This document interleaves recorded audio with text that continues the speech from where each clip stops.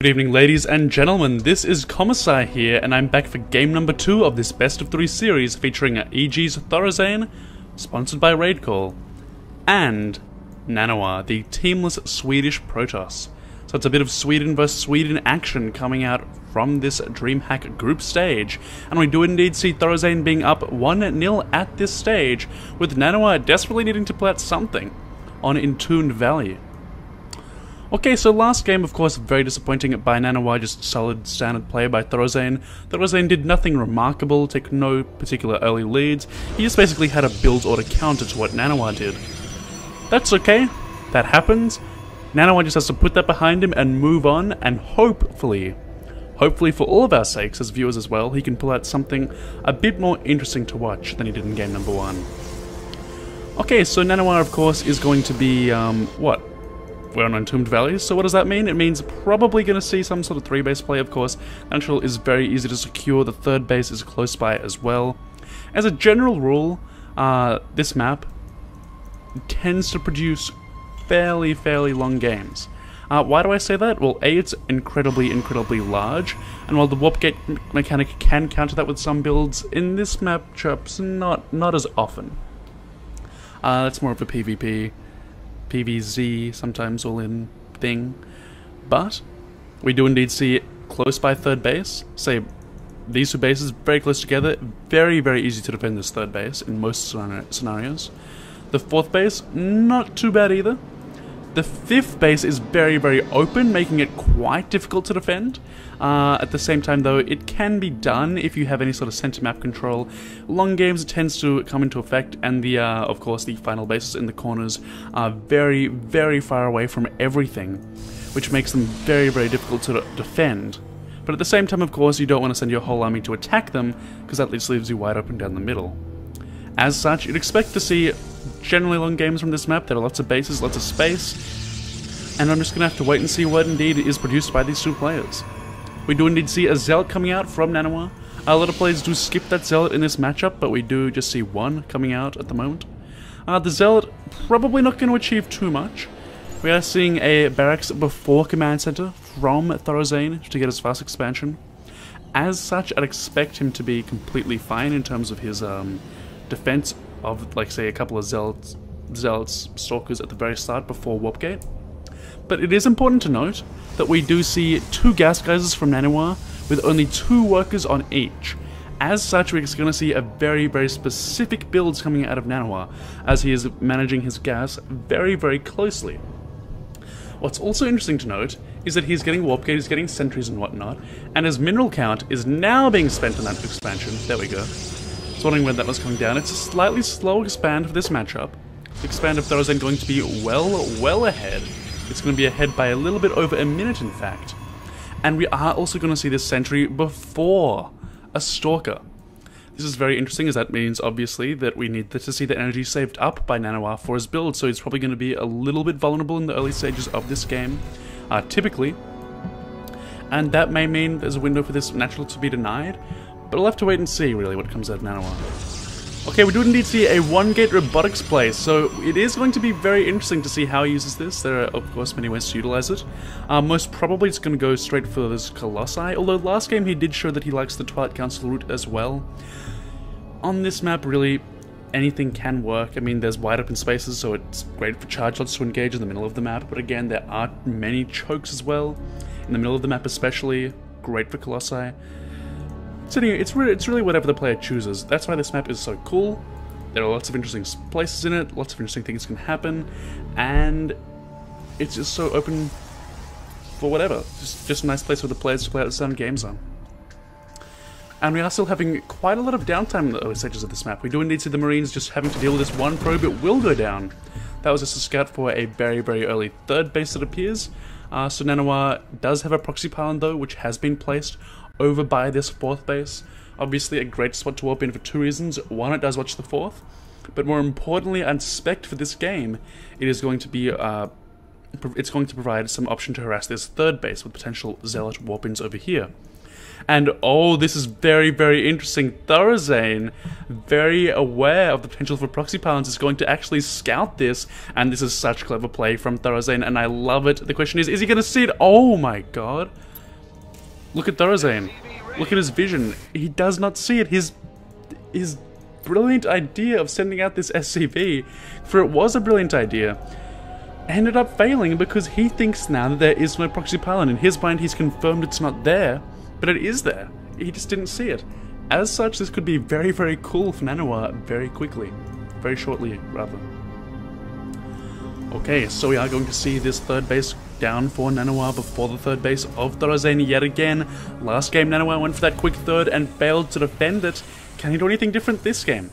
Of course, there is the issue that this map is a little bit bigger than the previous map, although it's not that big of a difference. Like, I mean, the difference between Daybreak is still a fairly long walking distance. Entombed, I mean, sure, it's a big map, but the distance from base to base isn't huge for those Marines to walk across, especially if they do have medevacs to fly across in. But the big difference is Colossus Tech. And the Colossus Tech, as I said, is the most likely route for NaNiwa to take, and he has taken it. He's also going to get his +1 fairly early on as well. And NaNiwa is going to have some Colossi up before any pushes come, it looks like, because the medevacs haven't started just yet, and the Colossi are starting before the medevacs. There will be Marine Marauder, there will be Stim yet again, so it appears that ThorZaiIN is going for just about the same timing as last game, which is almost surprising in that it generally, in best 3 series, you might, say, pull out different builds each game to sort of throw your opponent off a little bit, that sort of thing, in case there is a third game to sort of mess with them a little bit. But again, going for the same strategy could potentially work. It was very solid last game. It's not particularly high risk. I mean, if this push gets crushed, sure, that's bad for ThorZaiIN, but is it likely to be crushed? Not really. What does a Protoss player need to crush pushes? They need AoE. That one Colossus will provide it. If a second Colossus gets out, this push could be demolished by force fields and by that Colossus. But really, with the medevacs out, it's not likely to be completely annihilated without at least doing something. And with it doing something, ThorZaiIN probably won't lose the game by pushing it at this time.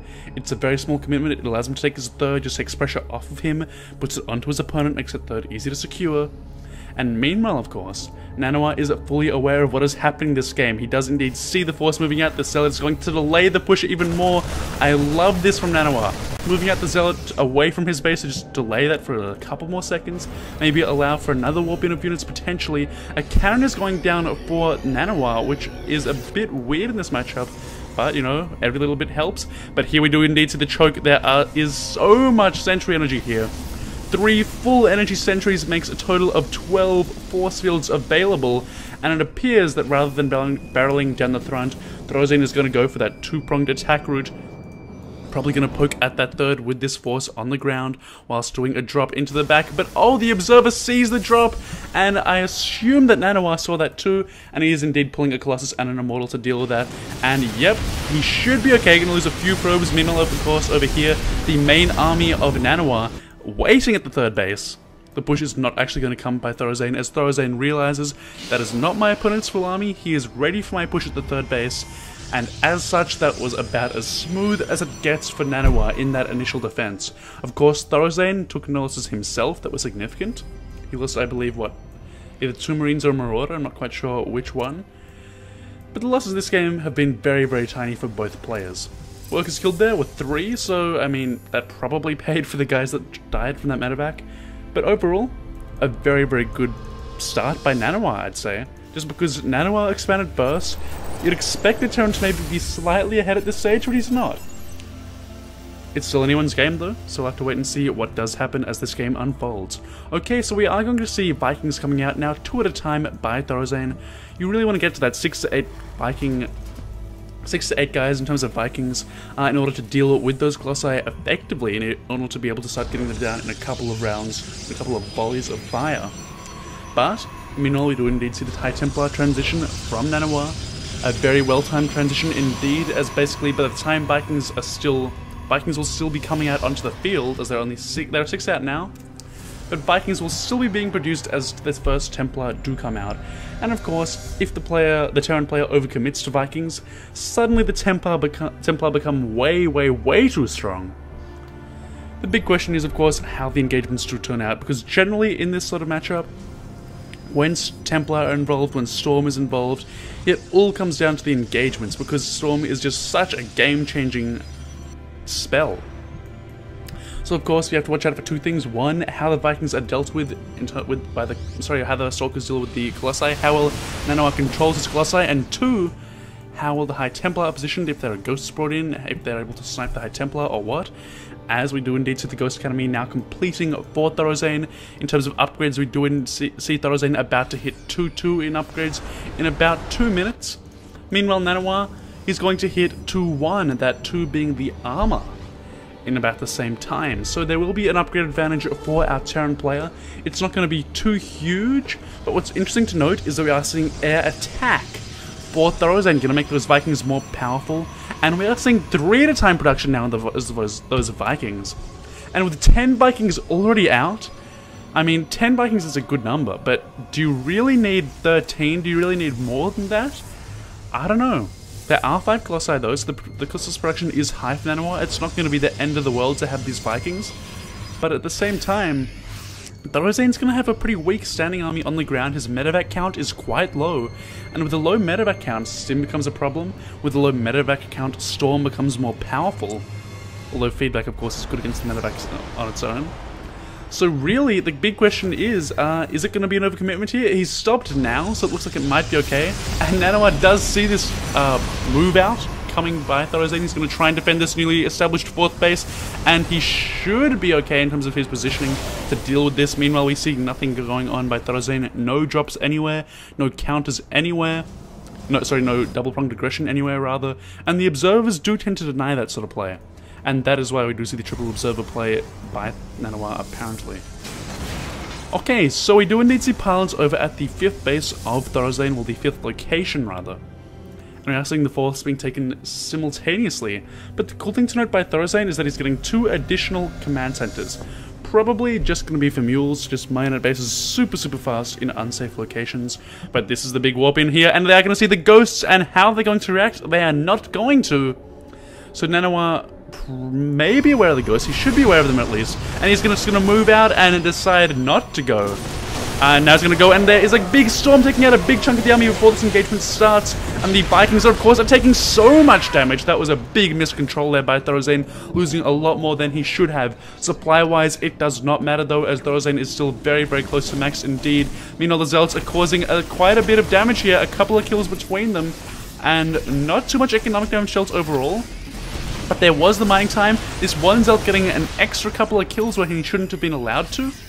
And this probe is still in the back of the base of ThorZaiIN, comically enough. Meanwhile, this has allowed NaNiwa to take an aggressive map position. He is very close to his opponent, and he has pilots to reinforce with. Meanwhile, of course, he is building up a significant bank in order to start reinforcing should a battle hit right now. If we do see a big battle right now, only one player will be able to reinforce quickly, and that player is NaNiwa. ThorZaiIN, of course, does have a very strong starting army nonetheless, so he is certainly in a decent spot despite this for NaNiwa. Although, I do like the position for NaNiwa at this stage. He, of course, only has 4 bases, no 5th base is on the way. Important to note, he is leaving back High Templar to deal with any sort of drop play. Maybe 1 at each base. Yes, 1 at each base in order to help feedback and Storm, the ultimate counter to drops. And meanwhile, this is a good idea by NaNiwa to try and harass on 2nd base, while attack at one angle, harass another. But, of course, that harassment was shut down very easily. Very little damage being dealt over here. Total number of workers killed this game, 11. Not the biggest deal in the world, although, of course, ThorZaiIN does have a slightly smaller economy than his opponent. That's not considering mules, of course. With the extra orbitals, mules are a big deal. Okay, so over for NaNiwa, we do indeed see him just sort of probing around, trying to look for any opening, and he's going to go for it. He's going to go for this planetary. The Storm's acting as a kind of force field, shutting out the units of ThorZaiIN. He's trying to get EMPs off, but he is not connecting with the majority of them. The, of course, Storm has been used up at this stage. The Vikings are going to town on these Colossi. The Colossi are all going down. The Vikings is demolishing them. Colossi not protected at all. The Storms in the end perhaps protecting a couple of those units rather than blocking them out, because a bunch were able to seep through regardless, and that was a big win for ThorZaiIN, as he was able to just basically kill the Colossi uncontested. and most of the army of ThorZaiIN was kind of safely away from the storm, safely away from the action. Okay, so meanwhile, I do indeed see a big whooping of Archons for NaNiwa. A very, very clever way to reinforce, because of course the Protoss player needs his AoE, and Colossi did not produce that quickly. What does produce quickly? Well, of course, Archons do. They take about, what, 20 seconds total, I believe? There's a couple of seconds for warp-in, plus about, I think it's 15 seconds to merge? 12 seconds, rather. Okay, but anyway, it's quick. The big issue, though, is EMP. How the EMPs connect, because there's still a ton of ghosts, a ton of ghost energy. These Vikings are being repaired. Overall, the army is very, very strong for ThorZaiIN, although there is one issue, which is that his Viking count is still high, and the Colossus count for NaNiwa is basically non-existent. So we have a maxed NaNiwa, maxed on Archons, High Templar, Charge Lads, that sort of army composition. Very weak against ghosts, yes, which is okay for NaNiwa. But again, the Vikings not going to be very useful in this engagement. But the EMPs are good, hitting the Archons, hitting a couple of Stalkers and an Immortal, all very vulnerable to EMPs. Especially those Archons and that Immortal. And those High Templar, but here's going to be the big push in with the split army of NaNiwa. He's trying to make something happen, but his Archons have not even connected yet. His Zealots are being picked off by the army, by the starter step of ThorZaiIN. And the EMPs are hitting absolutely everything but the High Templar, forcing the retreat out of NaNiwa. So ThorZaiIN playing this out very, very well indeed at this stage, and ThorZaiIN realizing that he doesn't have that much use of Vikings in this fight is going to try and harass with them, I believe, as some sort of counter pressure. Of course, though, ThorZaiIN is covered on all fronts. He is basically looking pretty safe at home, despite this army trying to probe in, trying to push forward, and really, sure the Immortals, the big Immortal switch, sure the Vikings aren't that great against them. And by the way, Colossi are coming out, which the Vikings will probably crush. But the EMPs are the big issue here. And what I'd like to see from NaNiwa is perhaps the use of some Warp Prisms to try and save those units from EMPs, to try and do some lift-up action. Maybe more High Templar, more Warp Prisms, and less trying to barrel down the throat of a big Terran army, which can just demolish the shields of this Protoss army.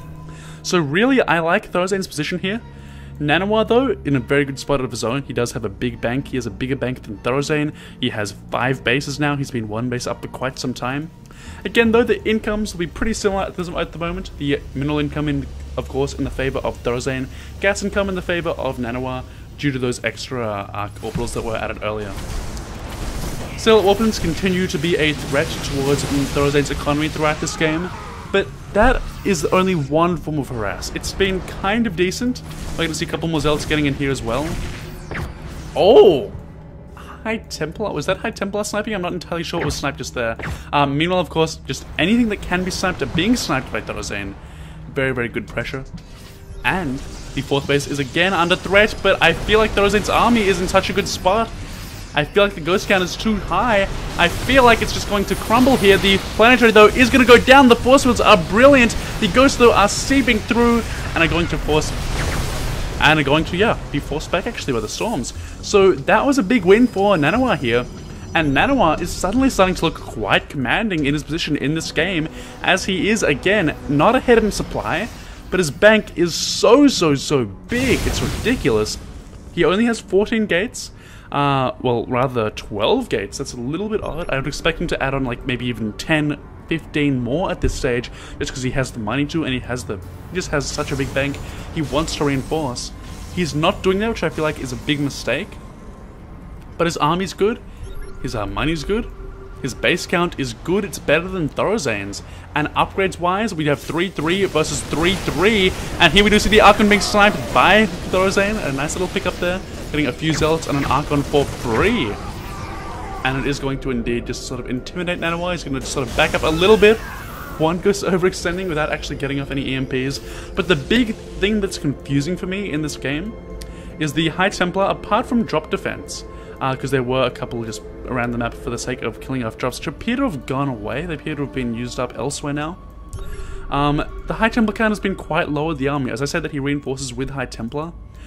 But, again, it's almost as if he's afraid of these ghosts, and ThorZaiIN is just going ghost crazy, as if this was, what, pre-patch 1.5 or 4 or whatever, whenever Snipe was nerfed. but that was against Zerg. That was a different story altogether.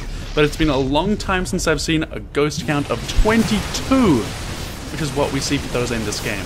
And again, ThorZaiIN, despite NaNiwa's repeated harass, has been shutting down everything. There is one Zealot doing perhaps a little bit too much damage, but again, even it's not going to actually kill anything.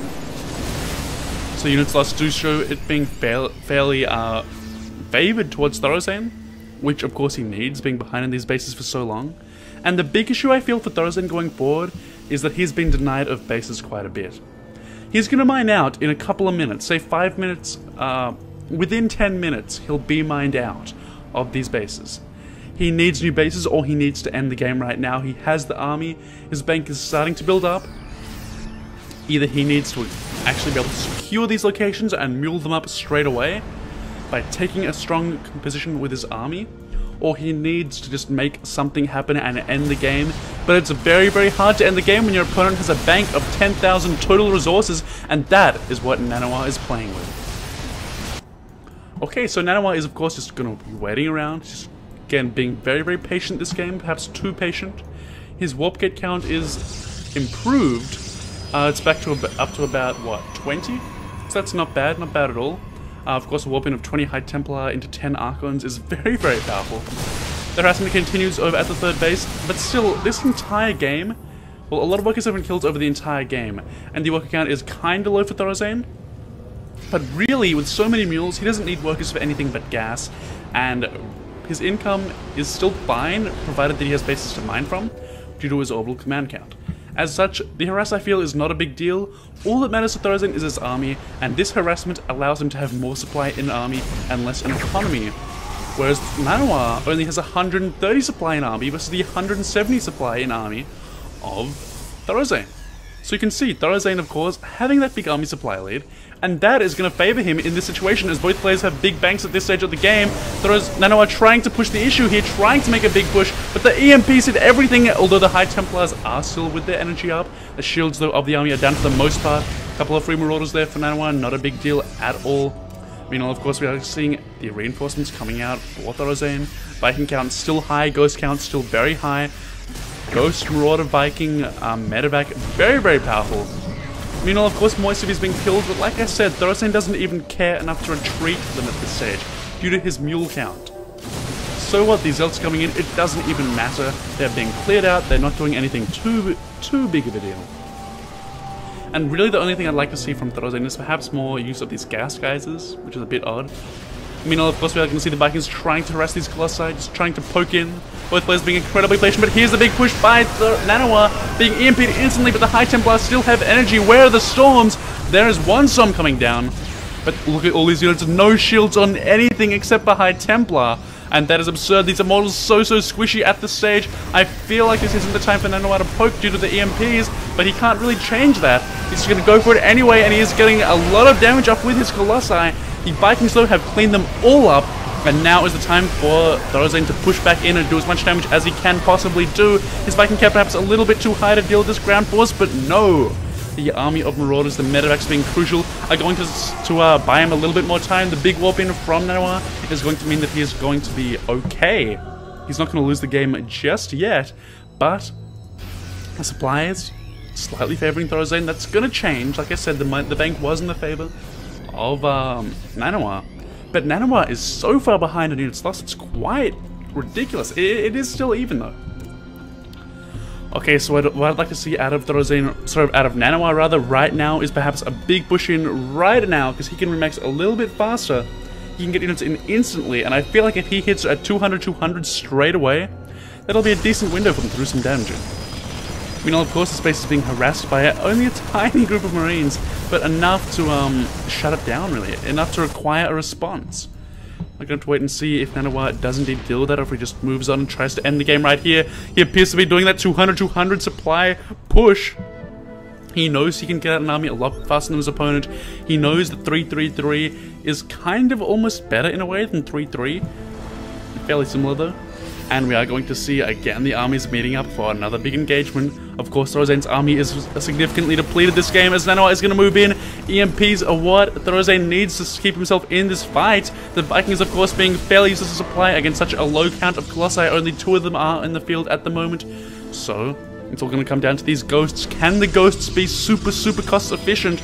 Or will the High Templar get a couple of clutch storms and crush through the army of ThorZaiN? As if ThorZaiN loses this army, he loses the game.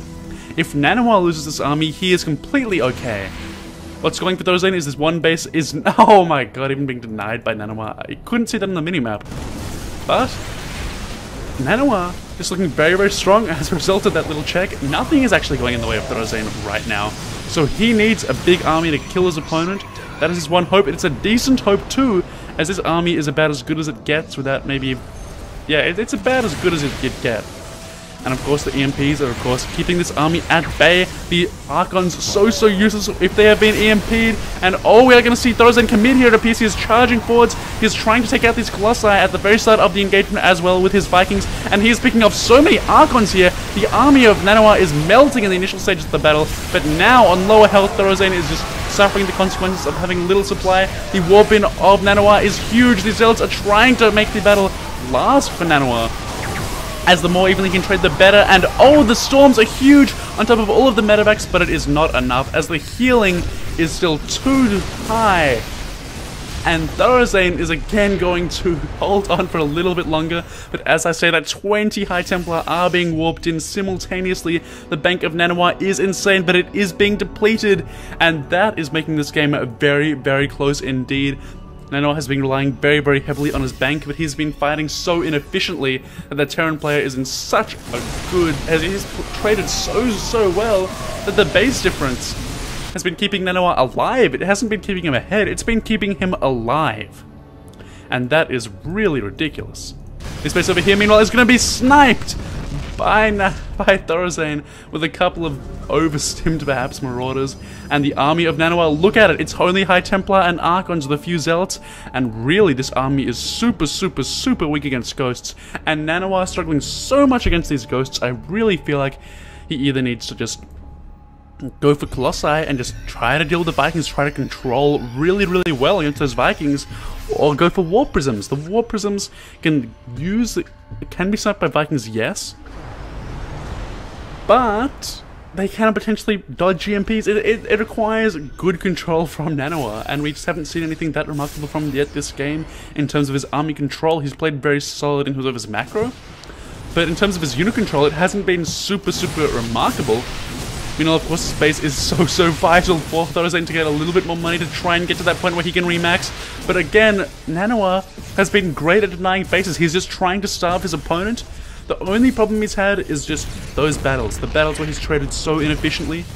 So we'll have to wait and see what does happen as I bring up the unit tab just to give you a better idea of what the battles are going to entail.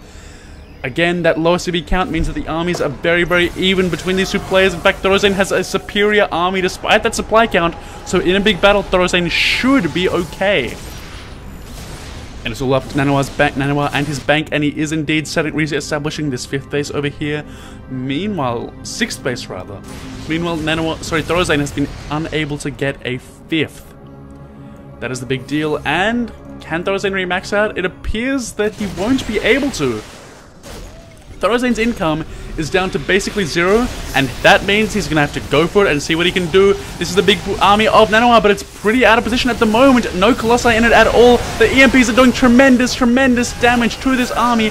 Meanwhile, of course, the Zealots are just powering through as best they can. The EMP is going up on absolutely every unit. These Archons could be focused so easily, but it looks like the Zealots are doing so much damage. Meanwhile, of course, as soon as they die, everything melts due to the weakness of NaNiwa without his shields. Meanwhile, of course, the army of NaNiwa is being reinforced, but the ThorZaiN has so many medevacs that the DPS is significantly reduced effectively as a result. And NaNiwa has just depleted his bank, and he is suddenly in a lot of trouble. 75 to 79 supply at the 40-minute mark. All he has left is gas, and that means only Archons, only High Templar, and those units both get EMP'd to hell. This base is going to fall no matter what NaNiwa does, and suddenly it is NaNiwa who is behind in the bank. Suddenly it is NaNiwa who is just behind overall, and NaNiwa has said something in Swedish before leaving the game. So that was quite ridiculous. ThorZaiN playing the most patient game I have seen in a long, long time. What we've just witnessed is NaNiwa just trying to make something happen and being unable to figure out how to engage the army composition of ThorZaiN. So despite the economies being so stacked, like at least a base up for the NaNiwa all game long, the trading was just so brilliant for ThorZaiN. It just didn't matter in the end. And despite the fact that ThorZaiN had basically mined himself out in almost everywhere, he was able to pull through in the end with just the bare minimum surviving. I mean, you can imagine that if NaNiwa had another warping left, if he had his bank still up right now, if he had 5,000 resources and was able to get in a bunch more zealots, able to get another army out, that's game over. But the fact that these guys use so well has just been so brilliant for NaNiwa. Although I would like to bring up the point, 2,300 gas, that's what, 10, 15-ish? Yeah, 15 High Templar, I believe. 16 maybe even. The EMP energy was out. There was no more ghost energy left for ThorZaiN, and perhaps more Archons would have actually dealt with this. Something to think about. It's an interesting thought. But the big point is this base is going to die. That was going to leave NaNiwa with a 1 base economy, which is basically mined out. So despite the player with more bases was actually mining out of the bases that ThorZaiN never secured. And just overall, well played by ThorZaiN. So I hope you enjoyed the series. Please do subscribe. Please do tell me what to do better. I know I'm rusty with the casting. That's because I haven't been casting lately. So please give me some feedback. And I'll see you guys all on another day.